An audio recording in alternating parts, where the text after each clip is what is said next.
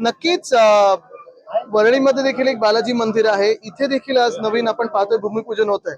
आणि जिथे MTHL म्हणजे अटल सेतू संपतो दुसऱ्या बाजूला चिर्ले गावात, तिथे देखील आम्ही साधारणपणे 10-15 एकरची जागा त्यावेळी तिरुपती मंदिरास देवस्थानाला दिली होती. महत्वाची गोष्ट हीच आहे की देवाचा आशीर्वाद हा नेहमीच आपल्या सगळ्या कामात लागत असतो आणि असे दिवस खूप चांगले वाटतात. इथून सुरुवात करणं हे माझं सौभाग्य मानतो. देवाच्या आशीर्वादावरूनच अनेकदा महाविकास आघाडीला ट्रोल केलं जातं आणि जाती मुद्दे त्याच्यामध्ये आणले जातात. नाही काय की भाजप जे ट्रोल करतं ते कोणी नाही आम्हाला सर्टिफिकेट देण्यासाठी, म्हणून ठीक आहे, त्यांना जे काय बोलायचं ते बोलू दे. काल अजित पवार यांचा जनसंवाद यात्रा एक मिनिट, ह्यांचा मगासपासून एक प्रश्न आहे. त्याला भाजपच्याच लोकांनी काळे झेंडे दाखवले, काय काय चाललंय काय माहिती? ऑल इज वेल आहे का? आणि महत्वाची गोष्ट हीच राहते मग की तिघांमध्ये म्हणजे एक CM 2 हाफ CM ह्याच्यात नक्की ताळमेळ आहे का? हे सरकार शासन आपण बघतोय, शासन आपल्या दारी ह्या कार्यक्रमाचं पुढे काय झालं, अनेक योजना जाहीर झाल्या, खूप मोठ्या थाटात आपण पाहतो, त्याच्या ऍडव्हर्टाईज येतात, सगळीकडे टीव्हीवर वगैरे जाहिराती येतात, पण पुढे काही होत नाही. आणि एकामेकांना विरोध असताना तीन वेगळ्या दिशेला चालणारी लोक जेव्हा एकत्र सरकार चालवलं येतात तेव्हा फेल इंजिन कसं होतं हे दिसतं. जी कोस्टल रोडच्या संदर्भातली नवीन माहिती आणि नवीन वेळ समोर आलेली आहे. डिसेंबर पर्यंत कोस्टल रोडचा शेवटचा टप्पा आता पूर्ण होईल अशी माहिती. म्हणजे या खोके सरकारने कमीत कमी 1 वर्ष अधिक लावलेलं आहे कोस्टल रोडला. आपल्याला आठवत असेल, मी सातत्याने जेव्हा जायचो तिथे तेव्हा डिसेंबर 2023 ही डेडलाईन दिली होती आणि तेव्हापर्यंत काम संपलंही असतं पूर्ण, म्हणजे लँडस्केपिंग पासून सगळं. पण प्रत्येक काम जे मिंदे सरकारच्या काळात सुरू झालेलं आहे किंवा सुरू झालेलं नाही तर ढकलबंदी सुरू झालेली आहे, आपण पाहतो प्रत्येक कामाला एस्केलेशन होतं, वेळ वाढून मिळते पण काम पुढे काही होत नाही. मुंबई पुण्यामधला जो मिसिंग लिंक होता, एक तो शॉर्टकट होता, एस्केलेशन किती झालंय, किती वेळ कालावधी असून वाढून घेतलाय ह्याचा विचार करा. नॉर्थ बाउंड कोस्टल रोड आहे, त्याचा कालावधी किती वाढून घेतला, किती एस्केलेशन झालं हे विचार करा. आणि मग कोस्टल रोड परत एकदा मी आज मागणी केली म्युन्सिपल कमिशनर साहेबांकडे की जे काही लँडस्केपिंग होईल, जी काही मैदानं मोकळी तिथे ओपन जागा आपण निर्माण करू, ती स्थानिक आमदारांना आणि खासदारांना विश्वासात घेऊनच झाली पाहिजे.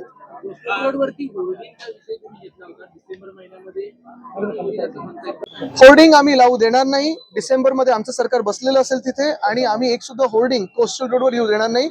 होर्डिंगची पूर्ण मुंबईमध्ये नवीन पॉलिसी आम्ही आणणार आहोत. आपण पाहताय कुठेही काही लाईट लावलेत पोलवर, कुठे मोर दिसतात, कुठे काही सनफ्लावर दिसतं, कुठे LED होर्डिंग दिसायला लागलेले आहेत. किती होर्डिंग, म्हणजे व्हिज्युअल पोल्युशन. लोकांच्या घरात हे लाईट जायला लागलेत आणि रात्री झोप येणं कठीण झालं.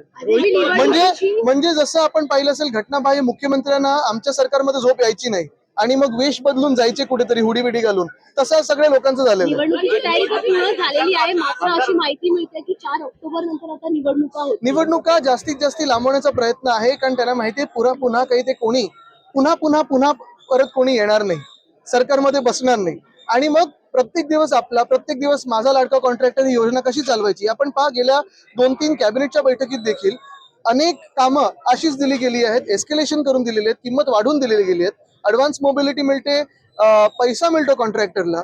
कदाचित खोके मिळत असतील पण महाराष्ट्राला काही मिळत नाही.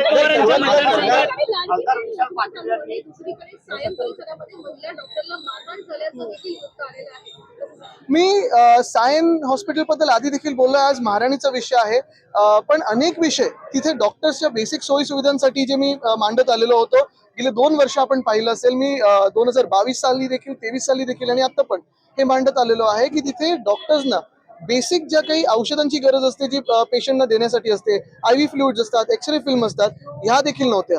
यंदाच्या अधिवेशनात आपण पाहिलं असेल, जेव्हा आम्ही हा प्रश्न उपस्थित केला तेव्हा सायन हॉस्पिटलच्या डीनना 3 दिवस तिथे बसवलं गेलं विधान भवनात उत्तर लिहायला मंत्र्यांसाठी. खरं डीनचं काम हे हॉस्पिटलमध्ये असणं आणि उगाच त्यांना बोलून घेण्यात काय अर्थ आहे. पण आपण हे पाहतोय की डॉक्टरवरचा तणाव एवढ्यासाठीच वाढत चाललेला आहे कारण महाराष्ट्रात अनेक हॉस्पिटलमध्ये औषध पुरवठा असेल, IV फ्लुइड्स असेल, एक्सरे फिल्म असेल, मशीन बंद पडलेत. हा सगळा विषय झाल्यानंतर कुठे ना कुठेतरी बाचाबाची होते आणि डॉक्टर्सच्या सुरक्षेसाठी आपण पाहतोय देशभरात तर आंदोलन होतच आहे, पण असे विषय होत असताना मला वाटतं सरकारने काहीतरी ठोस पावलं उचलणं गरजेचं आहे. अजून एक तुम्हाला सांगतो, मुंबई महानगरपालिकेचे जे इंटर्न डॉक्टर्स आहेत, जे रेसिडेंट डॉक्टर्स आहेत, त्यांना आपण स्टायपंड वाढवून दिला होता. आपलं सरकार पडल्यानंतर CR जो असतो कॉर्पोरेशनचं रेझोल्युशन, तो होणं बाकी होतं. 2 वर्षात ते वाढून दिलं नाही. मध्यंतरी माझी बैठक झाली होती आणि आता भूषण गगराणी साहेबांनी सांगितलेलं आहे की पुढच्या 5-6 दिवसात तो स्टायपंड वाढून देईल. पण इंटर्न डॉक्टरसाठी देखील स्टायपंड असेल, रेसिडेंट डॉक्टरसाठी असेल, मार्टचे विषय असतात, सेंट्रल मार्टचे विषय असतात, ह्यांचे जर तुम्ही ऐकलं नाही तर मग काय आपण यांच्याकडून अपेक्षित करतो? आधी जी सरकार गणेश सुरुवातीला उत्सव- वन नेशन वन इलेक्शनच्या म्हणत होतं, मात्र आता काही राज्यांच्या निवडणुका देखील त्यांना एकत्र घेता येत नाही. नक्कीच आधी वन व्हॉइस पण आपल्याला वाटत होता, एकच व्यक्तीची मन की बात वाटत होती, पण आता अजून दोन, म्हणजे एक आंध्रमधून एक बिहारमधून, या दोघांची पण मन की बात आता सरकारला ऐकायला लागते. पण वन नेशन वन पोल बद्दल जे व्यक्ती किंवा जे प्रधानमंत्री महोदय स्वातंत्र्य दिवशी बोलतात, आपण पाहतो लाल किल्ल्यात त्यांनी जे भाषण दिलं, दुसऱ्या दिवशी बरोबर निवडणूक आयोगाने एका दिवसात पण जम्मू काश्मीरमध्ये घेऊ शकत नाही. आणि म्हणूनही सांगितलं मी आधी की महाराष्ट्राची निवडणूक हे ढकलण्याचा प्रयत्न करतात, कारण यांना योजनेतून पैसे काढायचे. गणेशोत्सव जसा जवळ आहे तसा मुख्यमंत्र्यांनी आता आदेश दिले आहेत सार्वजनिक बांधकाम विभागाला कशाची खड्डेमुक्त करा, रस्ते सगळे खड्डेमुक्त करा. असे डेडलाईन किती आपण ऐकलेले आहेत? मुंबई गोवा महामार्ग का नाही नॅशनल हायवे ह्याच्यावर काही कारवाई करत? कॉन्ट्रॅक्टर कोणाचा लाडका आहे का? मंत्री महोदयांचा लाडका आहे का? मागच्या वेळी काही अजून पार्ट्यांनी किंवा टोळ्यांनी आंदोलन केलं होतं आणि सांगितलं होतं नाही मंत्री महोदय काम करून देतील, विश्वास होता त्यांचा, पण पुढे काय झालं? टोल तर काढला नाहीये.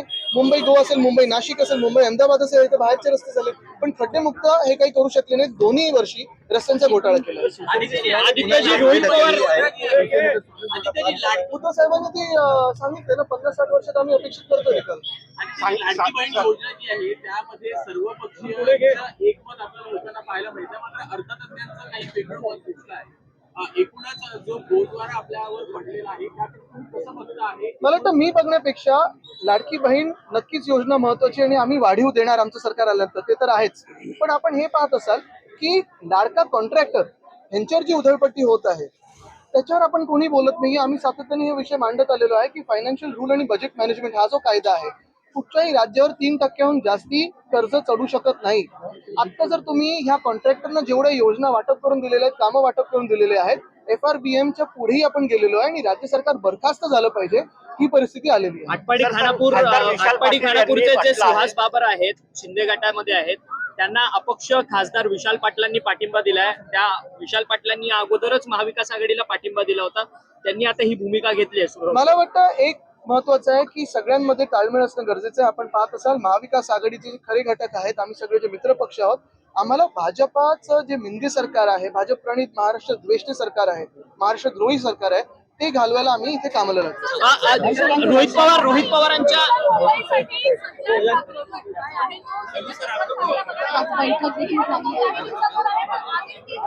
मिशन मुंबई आमचं गेले 5 वर्ष सुरू आहे. सरकारमध्ये असताना मुंबईत असेल, पुण्यात असेल, सगळीकडे कामं करत होतो आणि सरकार गेल्यानंतर त्यांचे घोटाळे कुठच्याही शहरात आम्ही एक्सपोज. आदित्यजी